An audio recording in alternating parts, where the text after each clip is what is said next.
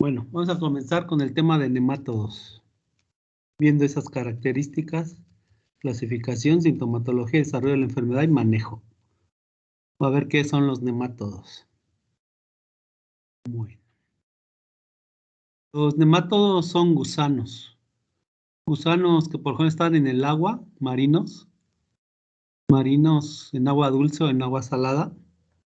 Son gusanos redondos.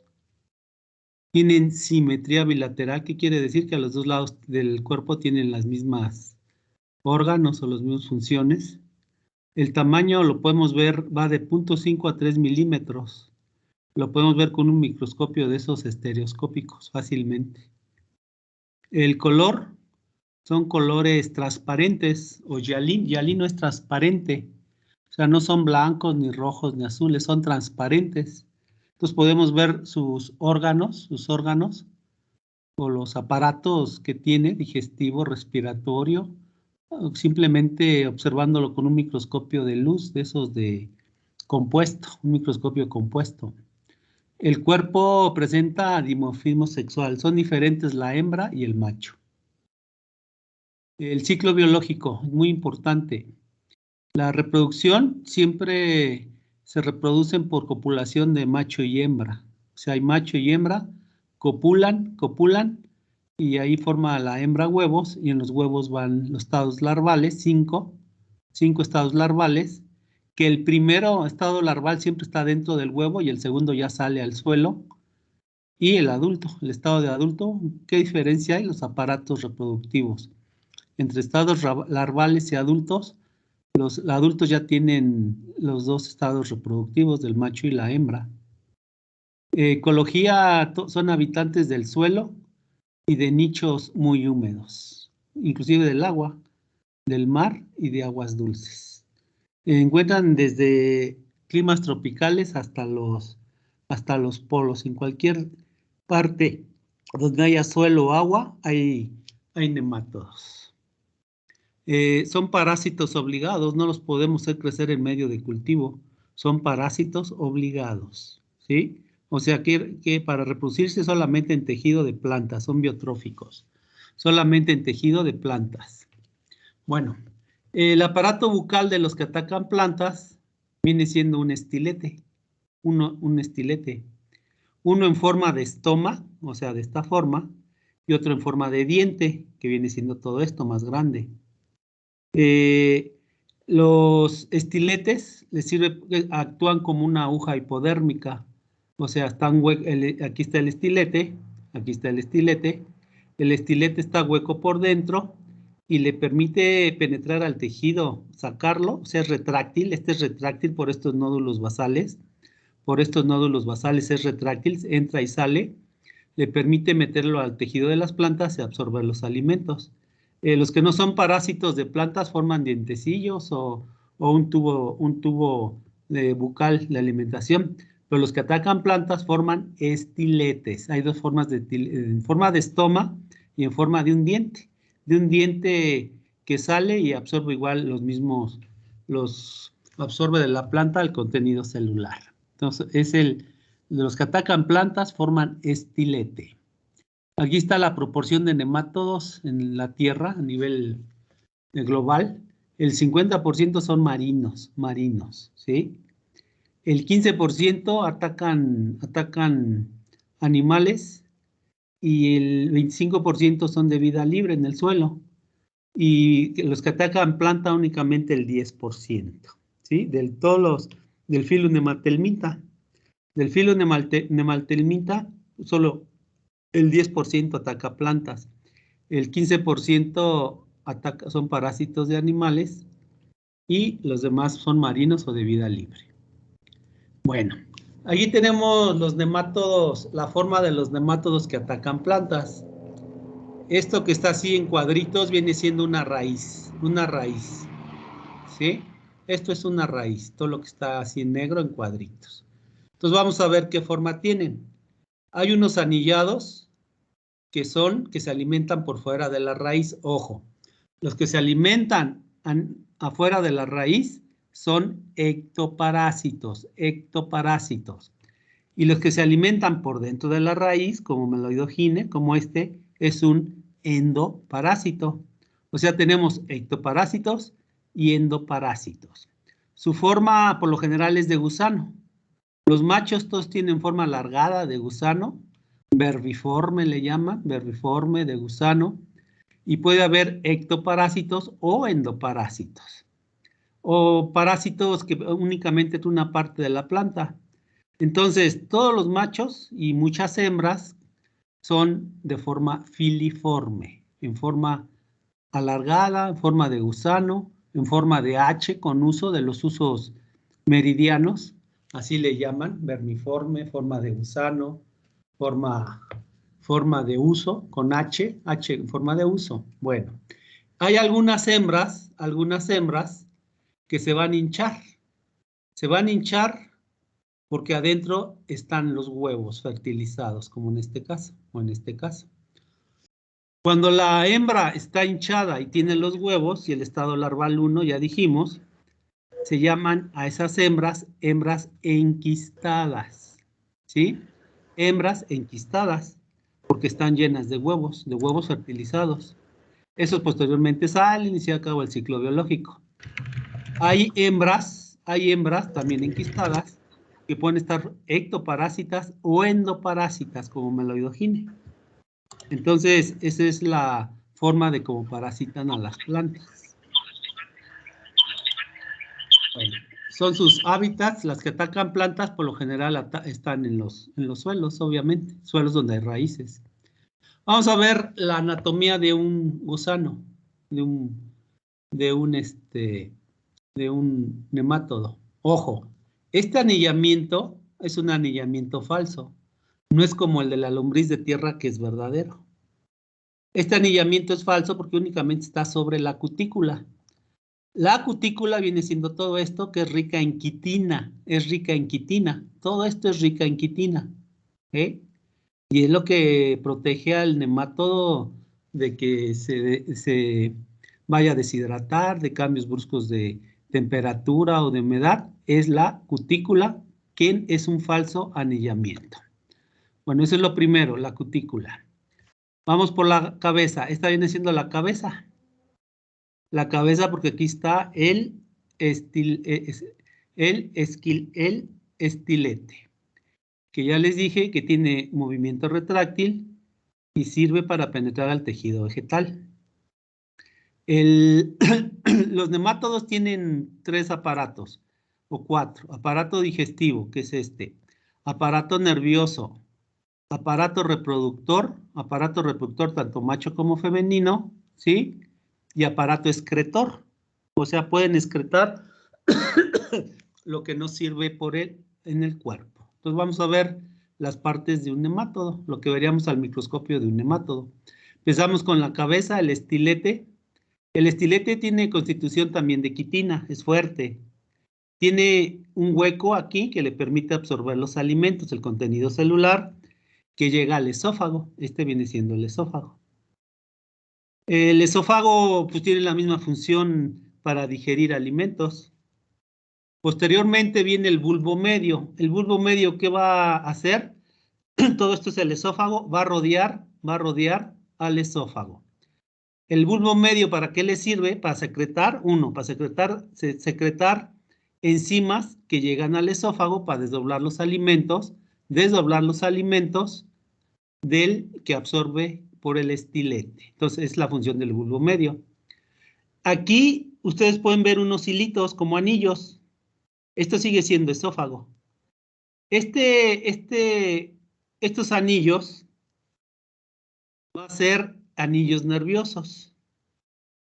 Obviamente, ¿para qué sirve el anillo nervioso? Para tener respuesta a condiciones ambientales del exterior. Es muy sencillo, es el anillo nervioso y en cada punto, en el norte, en el sur, en el este y oeste, corre un hilo nervioso que recorre todo el cuerpo en los cuatro puntos cardinales del gusano. Entonces, el sistema o anillo nervioso.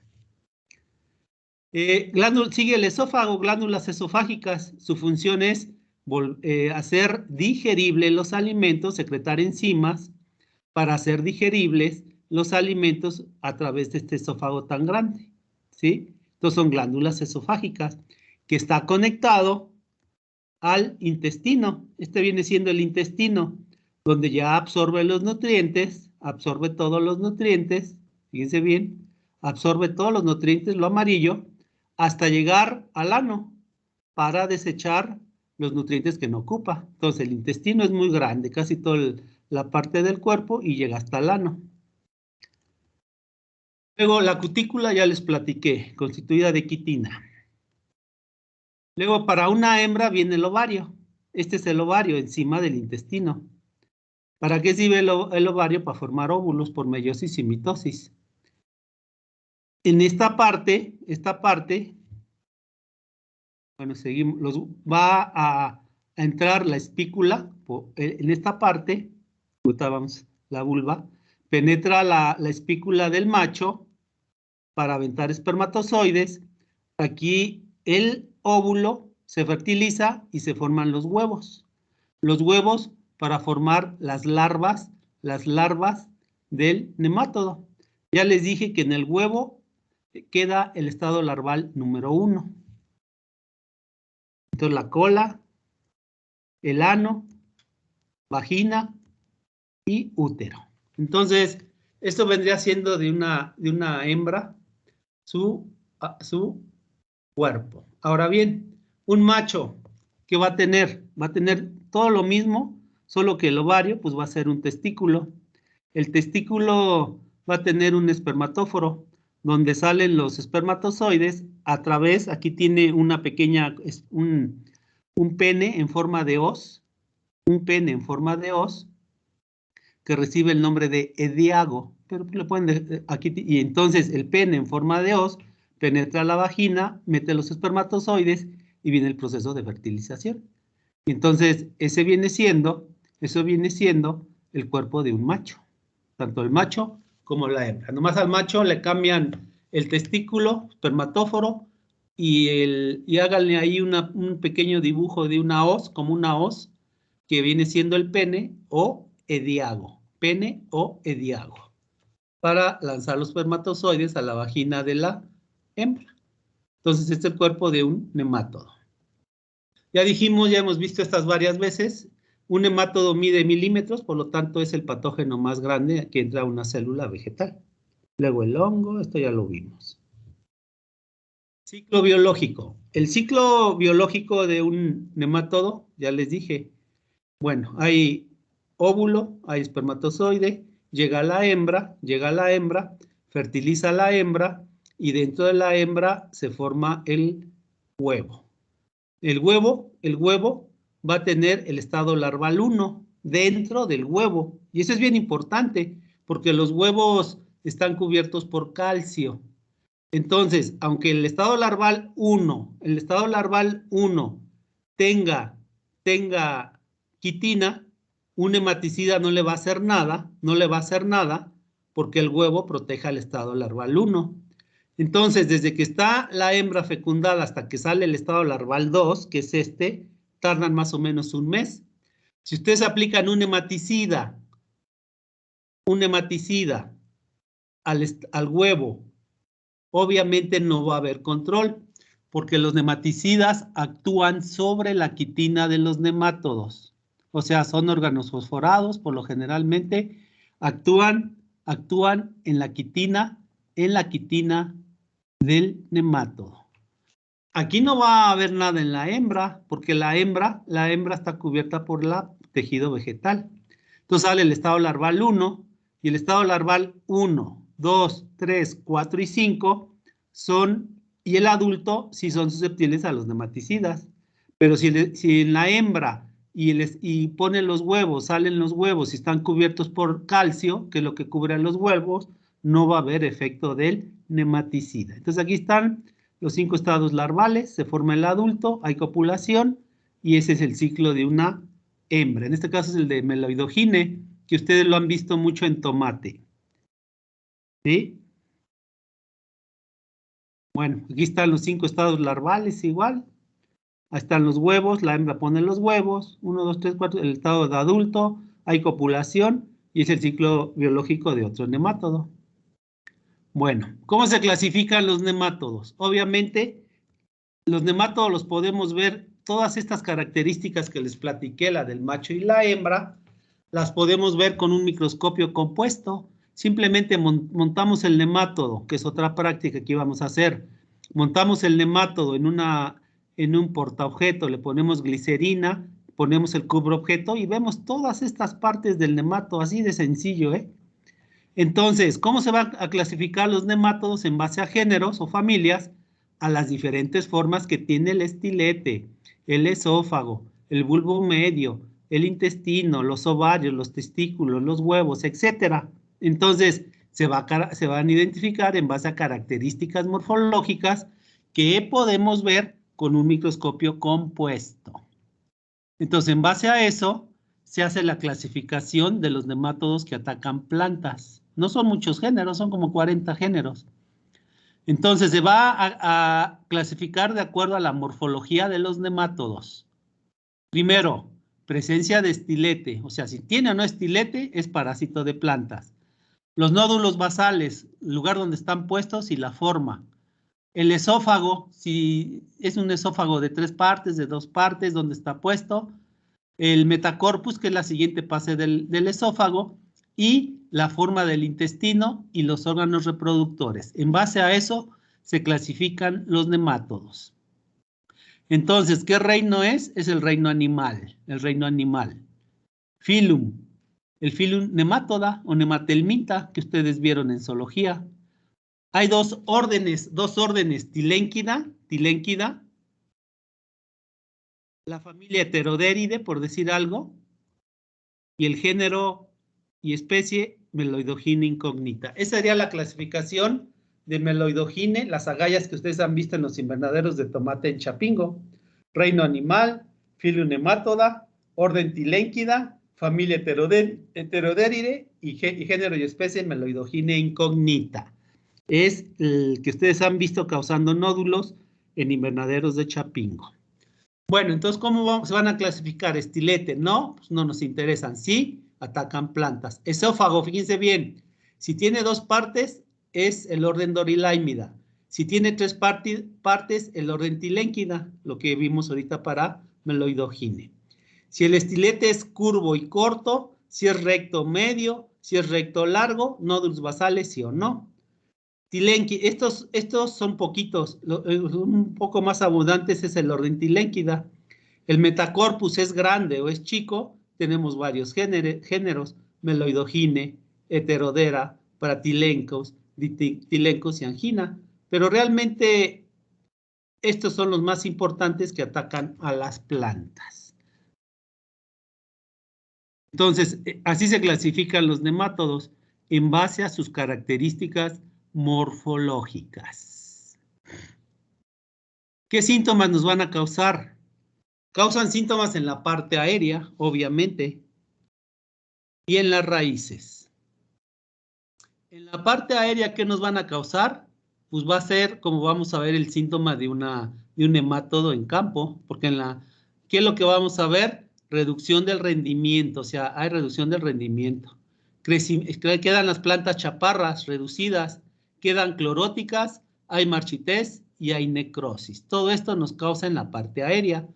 Razón por la cual ustedes pueden decir, bueno, ¿por qué no lo meten como plaga? Bueno, es una plaga. ¿Por qué no lo estudiamos en entomología o en acarología? Se estudian los nemátodos dentro de fitopatología porque causan estos síntomas típicos de otros patógenos. En las raíces, ¿qué nos van a causar? Obviamente van a dañar raíces, van a causar necrosis.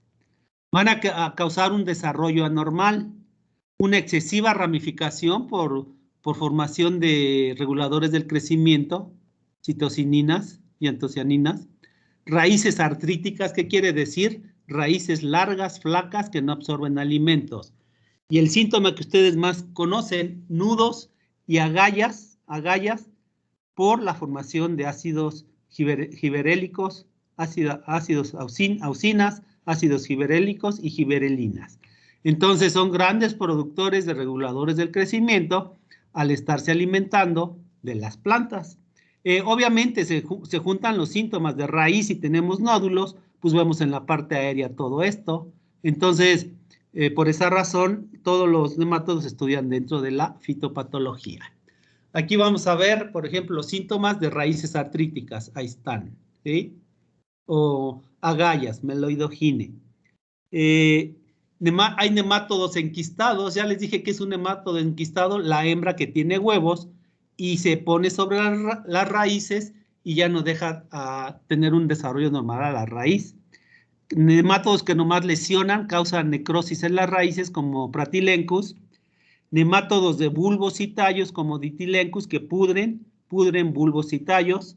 Nemátodos de la galla, gallas en semilla como en trigo, Angina tritici. Nemátodos que causan necrosis en hojas como Falencoides. Raíces totalmente atrofiadas con pequeños nódulos como Trichodorus. Nemátodos que perforan las raíces como Rhadophilus en plátano. Nemátodos en forma de daga, o sea que van a podrir la raíz.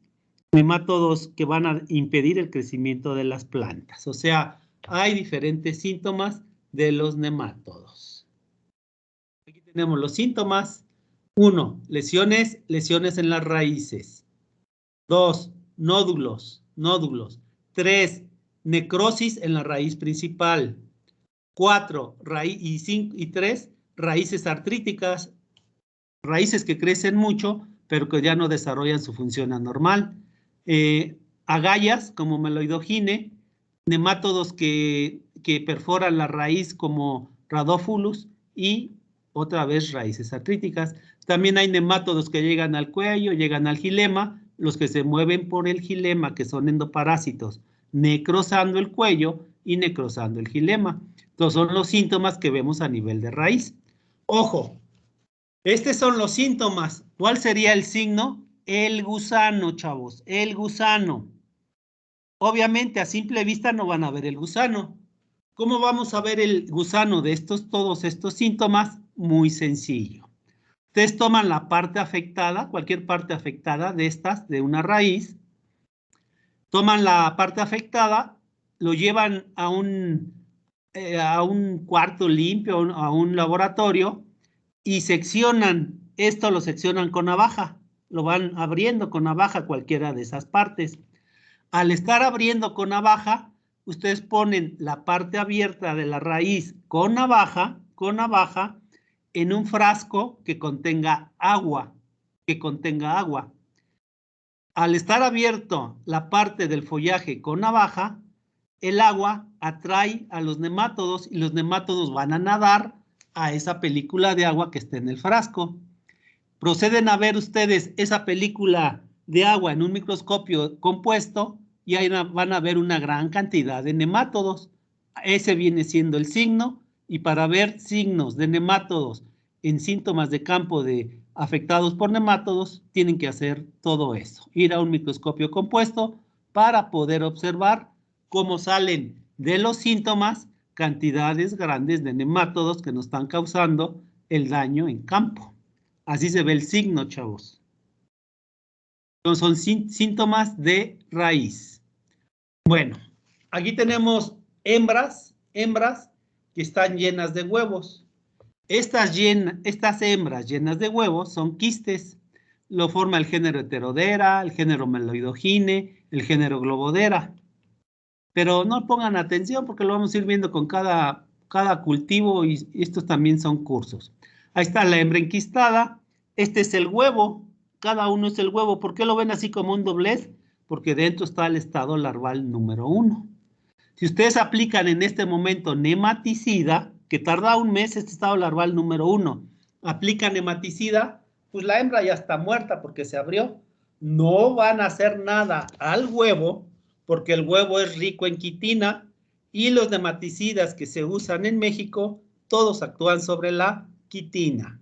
Entonces, ¿quién protege la quitina del estado larval número 1? El corión de calcio que presentan los huevos. Entonces es bien importante. Síntomas. Por ejemplo, aquí tenemos el síntoma aéreo. El síntoma aéreo de meloidogine, lo que ustedes han visto en jitomate, pues va a ser achaparramiento, amarillamiento, marchitez, entrecortamiento de nudos. Ustedes van a la raíz y van a observar esta raíz con agallas. ¿Qué son las agallas? Células con hipertrofia, con hiperplasia, en las cuales están las hembras con huevos del nemátodo, y entonces la combinación de la alimentación y de la hembra nos forman las agallas que vemos en raíces de jitomate. Aquí está un corte de esta parte y vean, ahí está la hembra, células gigantes, que hay hipertrofia y hay hiperplasia en número de células, entonces forman los cánceres. Obviamente, se hace un análisis bioquímico y va a haber grandes cantidades de giberelina, de ácido giberélico y auxinas en este tejido al estarse alimentando la hembra del nemátodo de la raíz. Otra hembra enquistada, globodera, por ejemplo, en papa. Así vemos, ¿cómo vamos a ver los síntomas en campo de los nemátodos? Como es un patógeno del suelo, en manchones. En manchones. Su movimiento es muy lento. Entonces vamos a ver, sacan raíces de estas plantas enfermas y van a observar las raíces raquíticas sin pelos radiculares, y pegadas van a ver estas hembras, estas. Y por ejemplo, en papa le llaman Globodera rostoquiensis, nematodo dorado de la papa, porque la raíz está llena de estas hembras enquistadas que tienen huevos, que están sobre las raíces, son de color dorado, y es una enfermedad importante en papa, cuarentenada en México. Hay otros nemátodos que se van por el xilema y atacan el follaje, como afelencoides, en crisantemo, radófulus en plátano, o en en las violetas que ustedes tienen en su casa.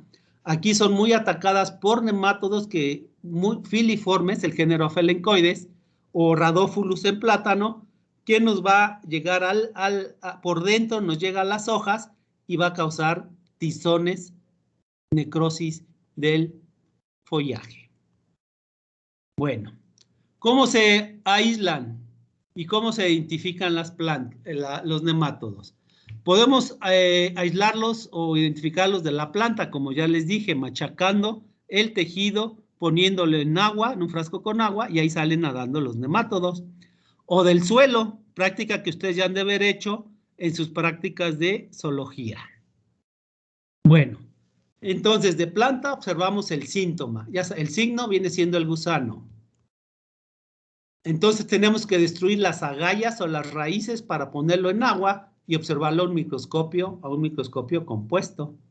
Entonces destruimos, maceramos hojas o tallos o brotes, vamos a un microscopio y observamos en un microscopio en el agua que están nadando los nemátodos. Eso es de planta. De suelo, el embudo de Berman, que ustedes conocen, que ahorita se los voy a explicar. Por tamices, ustedes han hecho en edafología tamizados de suelo para separar arcillas, para separar arenas, separar gravas. Se utiliza lo mismo para nemátodos. Y centrifugado. En suelo es una combinación de estos tres: embudo de Berman, tamizado y centrifugado. ¿Dónde hacen mucho esto? Hay en suelos. En el camino que tenemos ahí en Chapingo, en fitotecnia, que ustedes caminan hacia el circuito, al periférico, hay un laboratorio de suelos que muchas veces tiene focos prendidos. Esos focos prendidos son los embudos de Berman. No sé si los hayan observado. Yo camino por ahí seguido y seguido los veo. ¿Qué es el embudo de Berman? Pues un embudo. Un embudo al cual se le pone agua, al embudo se le pone una manguera abajo y unas pinzas. Ustedes ya lo han de haber hecho. Ahí está. A este embudo, en la parte de arriba, se pone un tamiz. En ese tamiz se toma suelo en una hoja de papel, y el suelo y la hoja de papel se ponen en contacto con el tamiz y con un poco de agua. Muchas veces le ponen un foco arriba, como sucede ahí en suelos. ¿Para qué le ponen el foco? Para que por sí solo los organismos o los gusanos bajen hasta la manguera donde están las pinzas, y ahí colectamos ya sea en una caja Petri, colectamos lo que llega hasta fondo de la manguera. Este es el embudo de Berman, si se acuerdan, ¿no? Ahora bien, ustedes en sus prácticas de edafología han hecho tamizados. Los tamizados es para, usted lo han de haber hecho para separar arena, grava, arcilla, materia orgánica. Los tamices, estos tamices tienen diferentes aberturas y hay aberturas de menos de medio milímetro, los tamices últimos, y en esos tamices últimos se colectan a los nematos, o sea, van tamizando, y en el tamiz que tiene abertura de malla de menos de medio milímetro, ahí por lo general son los tamices chiquitos que ustedes han visto, pequeños, ahí se colectan a los nemátodos. Entonces ya, embudo de Berman, tamizados, diferentes tamizados y centrifugado, porque una vez que ustedes están en este paso, en la caja Petri o en el último tamiz, le pueden hacer un centrifugado. Ponen los tubos de centrífuga y le ponen agua con azúcar.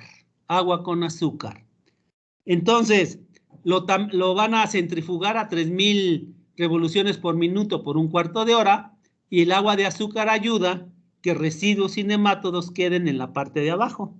Quitan ustedes el sobrenadante, se quedan con esto de abajo, ya lo ven al microscopio y aquí va a haber una gran cantidad de nemátodos de todos, libres, fitoparásitos, que atacan, que están en agua, y son las tres formas de cómo identificar, cómo sacar y buscar nemátodos. Ya les dije, a partir de raíces, que viene siendo esto de tierra, y a partir de tierra. Esto lo han hecho en edafología o lo hicieron en zoología cuando estuvieron en prepa. Entonces así se sacan los nemátodos. A mí esto se me hace aburridísimo.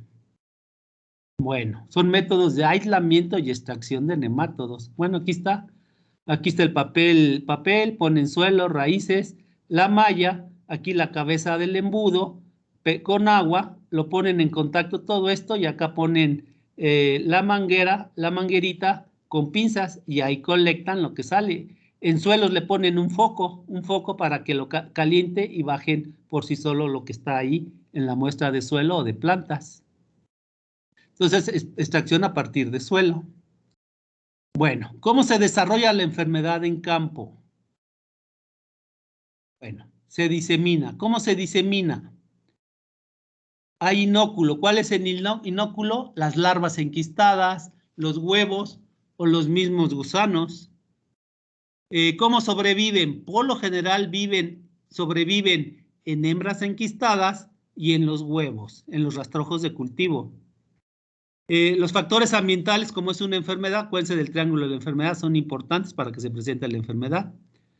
Hay interrelación con otros patógenos, principalmente con hongos y bacterias o virus, que los nemátodos al alimentarse inoculan y aceleran pudriciones de tejido vegetal.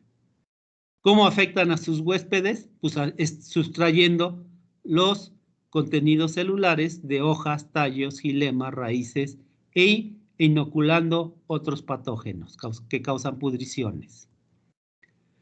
¿Cómo se va a manejar una enfermedad de nemátodos? ¿Cómo se va a manejar? Hay que prevenirlos.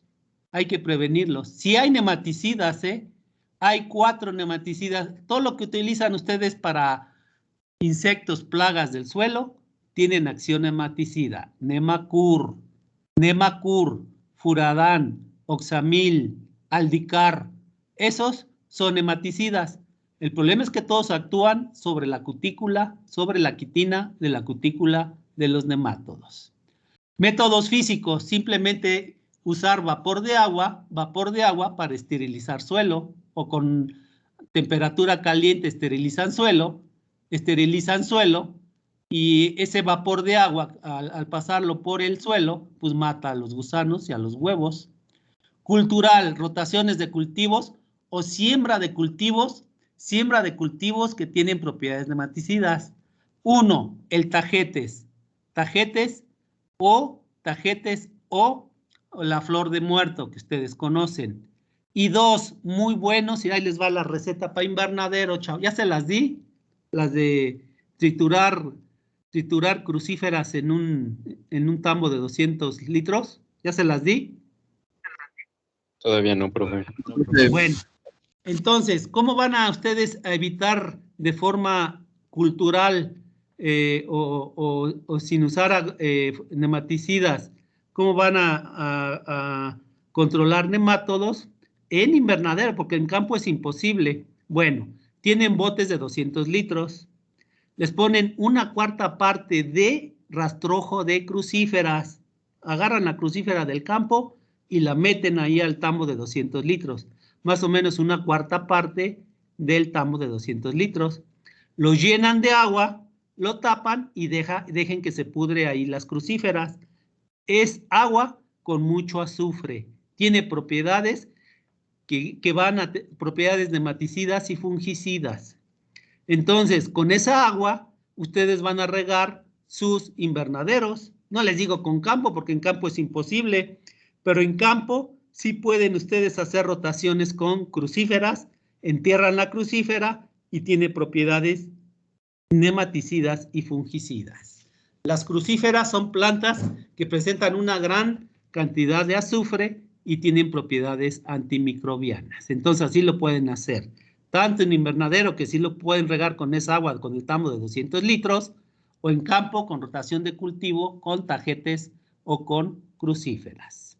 Biológico, pues incrementando enemigos naturales, hongos, insectos u otros nemátodos, mediante la incorporación de estiércoles intemperizados, chavos, y pajas secas de maíz, de trigo, de cereales, de lo que quieran, junto con, incrementan los enemigos naturales. Químico, ya les dije, los 4 fungicidas que están en el mercado. Aplicándolo al suelo, aplicándolo al suelo. Obviamente que su movimiento es limitado, no más allá de medio metro del sistema radical. En árboles frutales no sirve para nada. Y el genético, que sería lo ideal, uso de variedades resistentes a nemátodos, pero parece que nomás en papa y en tomate hay variedades resistentes. Y es todo, chavos, aquí está la bibliografía, es todo lo de nemátodos. ¿Tienen preguntas? Profe, ¿cuáles son los estiércoles que dicen? Puedes utilizar uno. El estiércol más limpio, aunque ustedes no lo crean, el estiércol más limpio es el de caballo.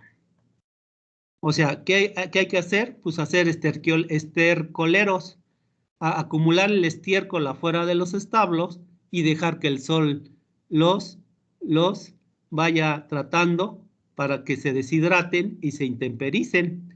Los mejores estiércoles son el de aves, el de vacas, el de caballos y el más feo, el estiércol más feo es el de marranos, pero es igual de efectivo, es bueno, pero siempre intemperizados, no crudos, porque el proceso de meten un estiércol crudo y todo el proceso para que se intemperice, van secretando sustancias que pueden ser fitotóxicas a las plantas. Entonces, cualquiera de esos estiércoles pueden utilizar. Por eso en muchos establos hay estercoleros que luego lo sacan, una vez que ya está intemperizado, lo sacan y lo echan al campo para siembras. Muy buena labor cultural esa. Preguntas, chavos. Profe, ¿y cuánto tiempo se tiene que dejar a la intemperie el estiércol? Más o menos 10 semanas. Por eso hay estercoleros donde hay establos. Ustedes han visto que donde hay establos acumulan el estiércol en cierta parte. No huelen. A mí no me desagradan los olores de estercoleros de los animales. De animales no me desagradan los olores. Y es una muy buena actividad para hacer suelos más productivos y que presenten una fauna benéfica contra patógenos del suelo. Y fertiliza y ayuda. Profe, otra pregunta. Adelante. ¿Es lo mismo el estiércol de caballo que el de mulas que le dicen o burros? Sí, es lo mismo, es muy buen estiércol, se origina de puro vegetal. Los caballos no comen más que puro grano y vegetal. Muy buen estiércol, igual de las vacas, muy buen estiércol. De las gallinas ya viene algo contaminado con todo lo de los alimentos. Ya ven que las aves tiran mucho alimento pero es muy rico en nitrógeno el de las aves. Preguntas, chavos. Entonces, cuando se interperiza este estiércol, tiene que estar en la sombra, no tiene que llover nada, ni eso. Bueno, Es imposible porque en un establo te sale mucho estiércol, o en una granja te sale mucho estiércol. Pues ni modo, se tienen que mojar, es imposible no mojarlos. ¿Tú prefieres ponerle tejado a tu pastura en un rancho, a tu pastura, a las mismo ganado, ¿sí? O al lugar donde ordeñas que al estiércol? Es imposible que no, o sea, en forma práctica es imposible que no se moje el estiércol. No le puedes poner tejado. Y son grandes, y son extensiones grandes, ¿eh? Lo van acumulando así para arriba, y no sé si ustedes han andado en estercoleros, en estiércol fresco se hunde uno, y en estiércol ya intemperizado no se hunde uno caminando. Así es, chavos. ¿Preguntas? Profe, ¿cuáles eran los nematicidas? Es 1, Nemacur, 2, Furadán, 3, el Oxamil y el 4, Aldicar. Peligrosísimos, ¿eh? Ahorita que me preguntan, ¿aplicar nematicidas es peligrosísimo? ¿Por qué? Porque el nemátodo es un animal y sí nos afecta mucho al hombre. Para aplicarlo, el hombre tiene que ir bien cubierto con máscara, guantes y lentes. Y si pueden usar un overol, mejor. Peligrosísimos. Los fungicidas y bactericidas no son peligrosos, pero los nematicidas sí, son etiqueta roja. Acuérdense de las etiquetas. Etiqueta roja, peligrosísimo para el hombre, muy tóxico. Esos son, ¿cómo lo aplican? Al suelo. Inclusive algunos vienen granulados y lo aplican como fertilizante, pero no va a tener efecto de más de 50 centímetros de la superficie del suelo hacia abajo. ¿Sí? Y son los que se utilizan para plagas de insectos en el suelo. Es el mismo, los nematicidas. Así es, chavos. ¿Preguntas? Profe, ¿y el de brasicáceas y en frutales también funciona o también? Sí funciona. Sí funciona sin ningún problema, ¿eh? Ningún problema de fitotoxicidad y tiene buena acción. Tiene muy buena acción en frutales. O sí es cierto, no había pensado eso. En frutales que se regan por goteo o por microaspersión se puede usar también. Hey. Así es. ¿Y qué Pregunta. profundidad tiene, profe? ¿Qué profundidad? No vi que los nematicidas solo actúan a 50 centímetros y el licuado de brasicácea actúa a más profundidad. No, igual, desgraciadamente igual hasta donde llegue el agua con que estás regando tú, que es el sistema de la rizósfera. Más allá no llega el agua, ¿eh? Y ahora que llovió mucho, estuve viendo, tenía un perfil abierto, que nomás caía el agua. No, por mucho que lloviera, no llega ni a más de 50 centímetros el agua, ¿eh? Estuve viendo. Si no, hagan la prueba, así en un cerrito hagan un perfil y vean cuando llueve hasta dónde llega. No profundiza mucho el agua. ¿Eh? Así es, chavos. ¿Preguntas? profe, ¿y hay No te oí. plantas aparte la flor de muerto que sean o resistentes a los nematodos, aparte de la variedad que dijo usted de tomate y papa? ¿O el limón no es más tolerante? Sí, es más tolerante. Así es. Y una opción donde un suelo que ya esté demasiadamente muy infectado, y no se pueda, no haya como le digo, una opción de conseguir variedades resistentes, se le podría meter algo Tienes que, tolerante. pero antes mejor, si es un tomate, pues ya hay billete. Puedes fumigar con metán sodio, metán potasio. Metes metán sodio, metán potasio. Luego le metes película de agua. Ahí lo dejas por una semana.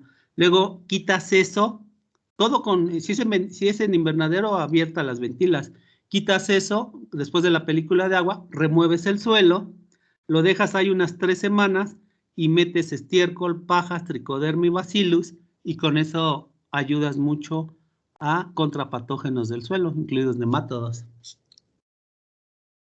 con esa actividad, que no es cara, no es cara, pero sí es peligroso aplicar los fumigantes, esos metansodio y metanpotasio.